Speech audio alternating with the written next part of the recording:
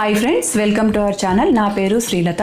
ఈరోజు మనం సమ్మర్లో ఒంటికి చలవ చేసే పెసరపప్పు చారు ఎలా చేయాలో తెలుసుకుందామండి. ఎక్కువ ఇంగ్రీడియంట్స్ లేకుండా, వెజిటేబుల్స్ ఏవీ లేకుండా ఇంట్లో ఎవరైనా సరే సింపుల్గా చేసుకోవచ్చు. వంట రాని వాళ్ళు కూడా సింపుల్గా చేసుకునే విధంగా నేను ఈరోజైతే మీకు చూపిస్తాను. ఇంకా లేట్ చేయకుండా వీడియోలోకి అయితే వెళ్ళిపోదాము. ఎక్కడా స్కిప్ చేయకుండా వీడియో ఎండ్ వరకు అయితే చూడండి, మీకు ఈజీగా అర్థమవుతుంది. ఇంకా మొదలు పెడదాం.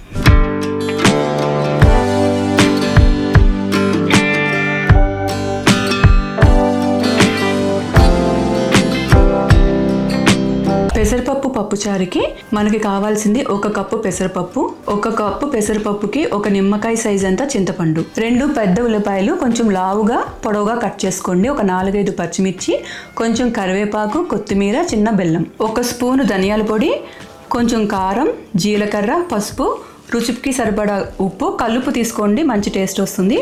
తాలింపుకి దినుసులు, ఆవాలు, జీలకర్ర, మినపప్పు, శనగపప్పు, కొన్ని మెంతులు, ఎండుమిర్చి, వెల్లుల్లిపాయ. పెసరపప్పుని ఇలా 1-2 సార్లు శుభ్రంగా కడుక్కొని వడపోసుకోండి. ఇప్పుడు స్టవ్ మీద కుక్కర్ పెట్టుకొని ఈ పెసరపప్పులో 1 కప్పు పెసరపప్పుకి 2 కప్స్ వాటర్ వేసుకోండి. ఇప్పుడు కుక్కర్ మూత పెట్టుకొని కొంచెం ఆవిరి వచ్చిన తర్వాత విజిల్ పెట్టుకోండి.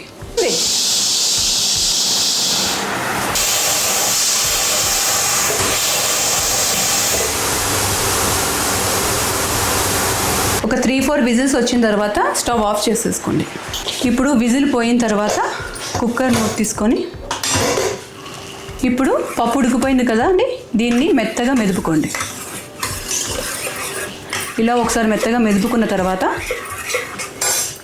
మనం ముందుగా కట్ చేసుకున్న ఉల్లిపాయలు,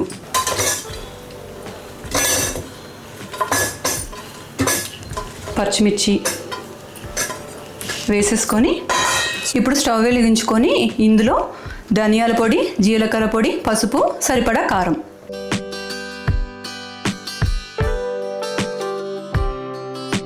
ఇప్పుడు ఒకసారి మంచిగా కలుపుకొని తీసి పెట్టుకున్న చింతపండు రసం కూడా పోసేసుకోండి. పోసుకొని ఒకసారి మొత్తం నీట్గా కలపండి.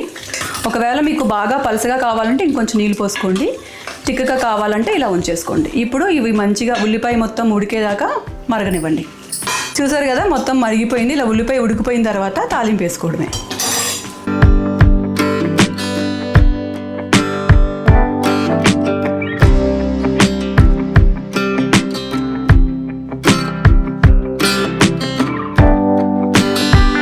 ఇప్పుడు ఇంకొక స్టవ్ వెలిగించుకొని ఒక మూకుడు పెట్టుకోండి.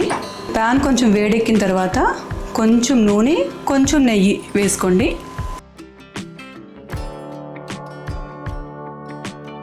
ముందుగా కొంచెం కరివేపాకు, దంచుకున్న వెల్లుల్లిపాయలు, ఎండుమిర్చి, జీలకర్ర, ఆవాలు, శనగపప్పు, మినపప్పు అన్నీ వేసుకొని మంచిగా వేపుకోండి.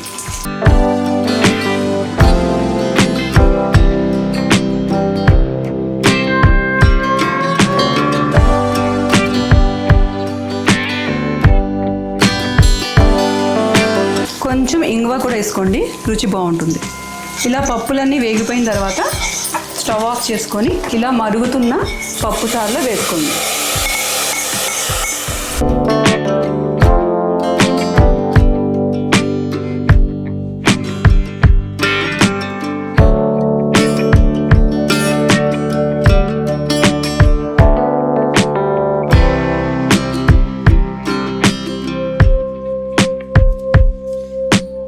ఇప్పుడు బెల్లం వేసేసుకొని కొత్తిమీర వేసుకొని దింపేసుకోవడమే.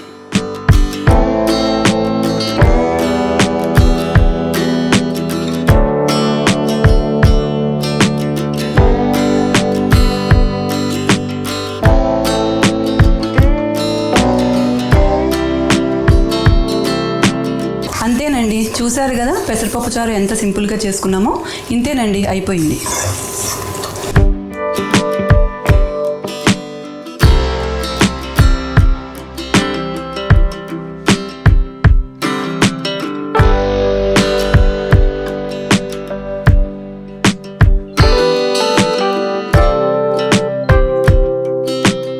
చూసారు కదండి, ఎంతో రుచికరమైన పెసరపప్పు చారు ఎలా చేయాలో.